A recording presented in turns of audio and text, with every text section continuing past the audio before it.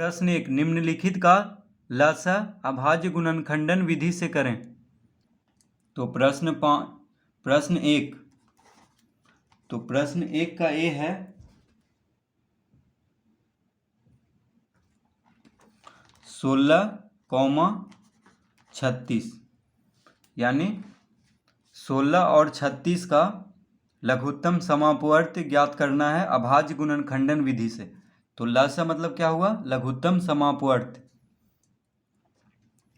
तो अभाज्य गुणनखंडन विधि से, यानी पहले हम इसका अभाज्य गुणनखंडन करेंगे। तो 16 का पहले अभाज्य गुणनखंड कर लेते हैं। तो अभाज्य गुणनखंड का मतलब है अभाज्य संख्या से इसको भाग देना। तो देखिए 2 अभाज्य संख्या है, तो सबसे छोटा संख्या से इसको भाग देना है। तो 2 से कट रहा है, यानी 2 8 16, फिर 2 से 2 चौक 8, फिर 2 से 2 दूना 4, तो अब नहीं लगेगा। अब 36 का 2 से 18 दूना 36, 9 दूना 18। अब 9 जो है 3 से कटता है, 3 तिहाई 9, तो ये हो गया अभाज्य गुणनखंड। अब लिख लेते हैं यहाँ पे 16 बराबर कितना आया? 2 गुना 2 गुना 2 गुना 2, और 36 बराबर 2 गुना 2 गुना 3 गुना 3। देखिए 16 बराबर 2 गुना 2 गुना 2 गुना 2, यानी 2 दूना 4, 4 दूना 8, 8 दूना 16। 36 बराबर क्या आया? अभाज्य गुणनखंड। देखिए 2 गुना 2 गुना 3 गुना 3, यानी 2 दूना 4, 4 तिया 12, 12 तिया 36। तो इस तरह लिख लेंगे। अब क्या निकालना है? लसा, यानी लघुत्तम समापवर्त। तो लिखेंगे लसा बराबर, तो लसा में क्या करना है? देखिए 2 गुना 2, यहाँ पे 2 बार 2 से गुना हुआ है, यहाँ पे 4 बार 2 से गुना हुआ है, ठीक है। तो 2 गुना 2, यहाँ पे कितना है? 2 बार 2 है, और यहाँ पे 4 बार है। तो इसको लिखेंगे, जो ज़्यादा बार है उसको लिखना है। तो ये चारों को लिख देंगे यहाँ पे 2 गुना 2 गुना 2 गुना 2। लघुत्तम में जो ज़्यादा है, सबसे ज़्यादा बार गुना हुआ है जहाँ पे, उसी को लिख देना है। और फिर देखिए 3 गुना 3 सिर्फ यही है, 3 गुना 3, तो इसको लिख देना है दोनों को। तो ये 2 गुना 2 नहीं लिखना है, क्योंकि ज़्यादा बार तो लिख दिए हैं इसको। 4 देखिए यहाँ पे है, तो इसको लिख दिए हैं, तो इसको नहीं लिखना है। 3 गुना 3 सिर्फ यहीं पे है, तो इसको भी लिख देना है। यानी सबको लिखना है, बस जो ज़्यादा बार है उसको लिखना है। मतलब जहाँ पे कम है, जैसे 2 गुना 2, यहाँ पे 2 ही बार है, और यहाँ पे 4 बार है, तो इसको लिख लेना है। और फिर 3 गुना 3 को भी लिख लेना है। सबको गुना करेंगे तो कितना आ जाएगा? 2 दूना 4, 4 दूना 8, 8 दूना 16, 16 तिया 48, 48 तिया, तो 8 तिया 24, 4 तिया 12, 2 14, यानी 144। 144। तो 16 और 36 का लघुत्तम समापवर्त क्या हो जाएगा? यानी लसा क्या हो जाएगा? 144। तो इस तरह इसको हल करेंगे।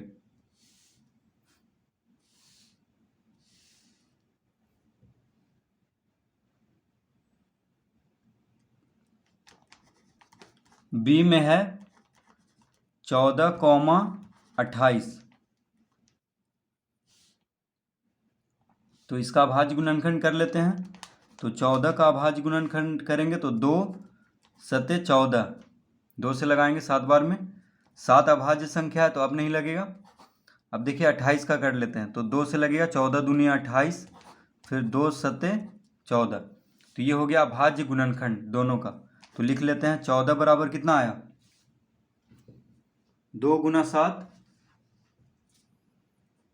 14 बराबर आया है 2 गुना 7, और 28 बराबर 2 गुना 2 गुना 7। देखिए 7 दूना 14, 2 दूना 4, 4 सते 28।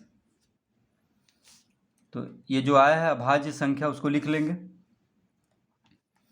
अब लसा निकालना है, तो लिखेंगे लसा बराबर, अब देखिए यहाँ पे 1 बार 2 है, यहाँ पे 2 बार 2 है, तो ज़्यादा बार को लिखना है, यानी 2 गुना 2, इसको लिख लेंगे ये दोनों को। यहाँ पे 1 बार है, यहाँ पे 2 बार है 2, तो 2 बार 2 को लिख लेंगे, यानी ज़्यादा बार को लिखेंगे। अब देखिए यहाँ भी 7 है, यहाँ भी 7 है, तो बस एकक बार है दोनों जगह, तो एक ही साथ लिखेंगे। 7 दूना 14, 14 दूना 28, यानी 14 28 का लघुत्तम समापवर्त क्या होगा? 28। तो इस तरह इसको हल करेंगे।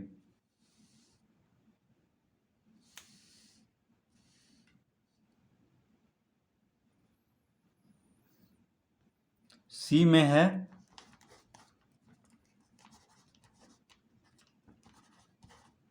32 36, 32 36। तो 32 का पहले हम अभाज्य गुणनखंड करेंगे। 2 से 16 दूना 32, 2 से 8 दूना 16। देखिए 2 से 32 कट रहा है कितना बार में? 16 बार में। 2 से 16 8 बार में लगेगा। 2 से 16 को भाग देंगे तो 8 आएगा।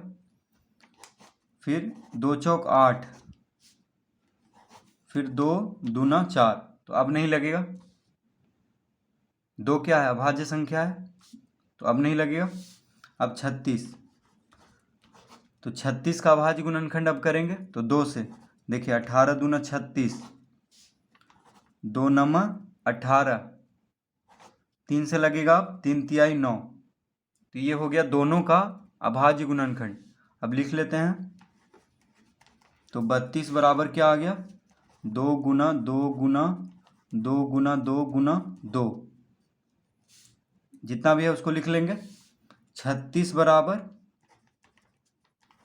2 गुना 2 गुना 3 गुना 3। ठीक है। अब लघुत्तम निकालना है, यानी लस।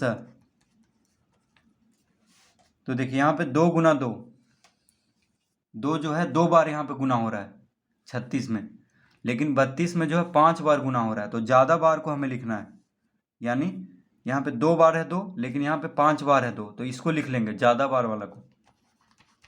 तो 1 2 3 4 5, इसको लिख लेंगे 5 बार 2 गुना।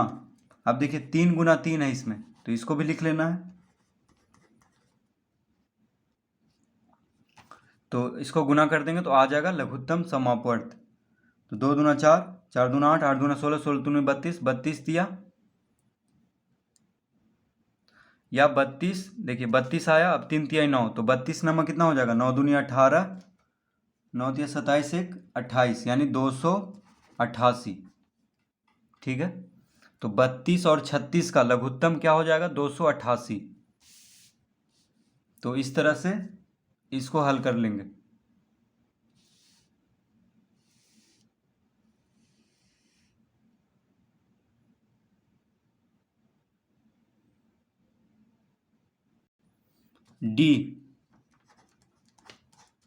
डी में है 50, 60, यानी 50 और 60 का अभाज्य गुणनखंड कर लेते हैं पहले। तो 50 का अभाज्य गुणनखंड करेंगे, 2 से लगाएंगे, 2 से कट रहा है 25 बार में, यानी 25 दूनी 50। अब 25 जो है 2 से नहीं लगेगा, 2 से विभाजित नहीं होता है, 3 से भी नहीं, 5 से लगेगा। तो 5 बचे 25, 5 भी अभाज्य संख्या है। अब देखिए 60 का अभाज्य गुणनखंड करेंगे तो 2 से लगाएंगे, 30 दूना 60, फिर 2 से लगाएंगे 15 दूना 30। 15 जो है 3 से लगेगा, 3 बचे 15। तो ये हो गया अभाज्य गुणनखंड। अब लिख लेते हैं यहाँ पे 50 बराबर 2 गुना 5 गुना 5,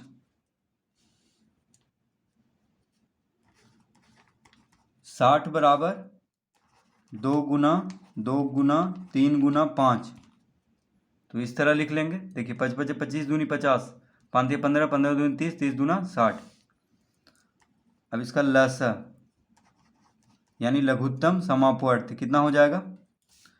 तो ज़्यादा बार वाला को लिखना है। जैसे यहाँ पे 2 एक बार है, यहाँ पे 2 बार है, तो इसको लिख लेना है ज़्यादा बार वाला को। यहाँ 5 एक बार है, यहाँ पे 2 बार है। देखिए यहाँ 5 एक बार है, यहाँ पे 2 बार है, तो ज़्यादा बार वाला को लिखना है, यानी 5 गुना 5, इसको लिख लेंगे। अब देखिए 3 बस यहीं पे है, तो इसको भी लिख लेना है, यानी सबको लिखना है। लेकिन जो ज़्यादा बार है, जैसे यहाँ पे 2 था, यहाँ पे 2 गुना 2 था, तो इसको लिखेंगे, इसको नहीं लिखेंगे। ठीक है, लिखना है सबको, लेकिन ज़्यादा बार वाला को लिखना है, और जो अकेले है उसको भी लिख देना है।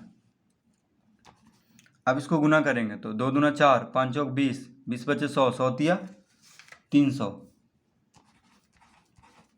यानी 50 और 60 का लघुत्तम समापवर्त हो जाएगा 300। तो इस तरह डी हल करेंगे।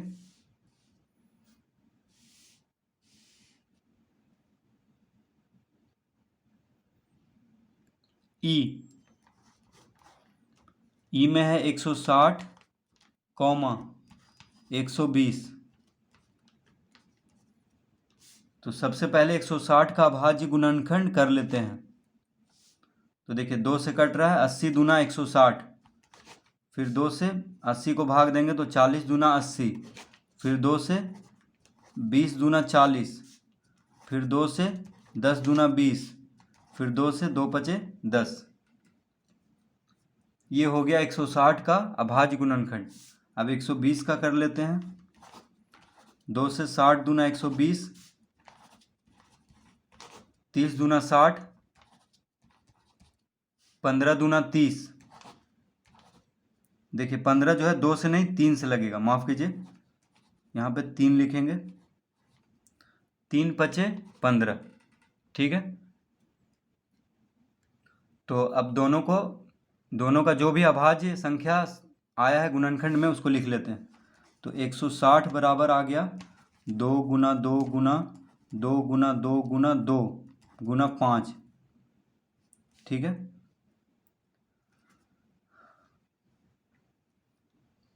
एक 120 का कितना आ गया 2 गुना 2 गुना 2 गुना 3 गुना 5। अब देखिए लस है,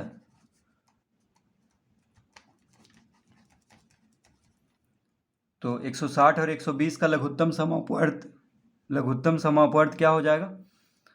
तो यहाँ पे देखिए 2 गुना 2 गुना 2 3 बार है, 2 जो है 3 बार गुना हो रहा है, लेकिन यहाँ पे जो है 5 बार गुना हो रहा है 2, ठीक है। तो ज़्यादा बार वाला को लिखना है, कम बार वाला को छोड़ देना है, तो इसको लिख लेना है, यानी 2 गुना 2 गुना 2 गुना 2 गुना 2, ठीक है। अब 5 देखिए यहाँ भी एक बार है, यहाँ भी एक बार है, तो बस एक ही बार 5 लिख देना है। 3 बस यहीं पे है तो उसको भी लिख देना है, ठीक है।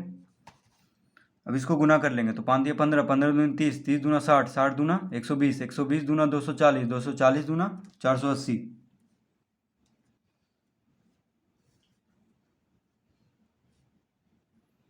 तो कितना आ गया इसका,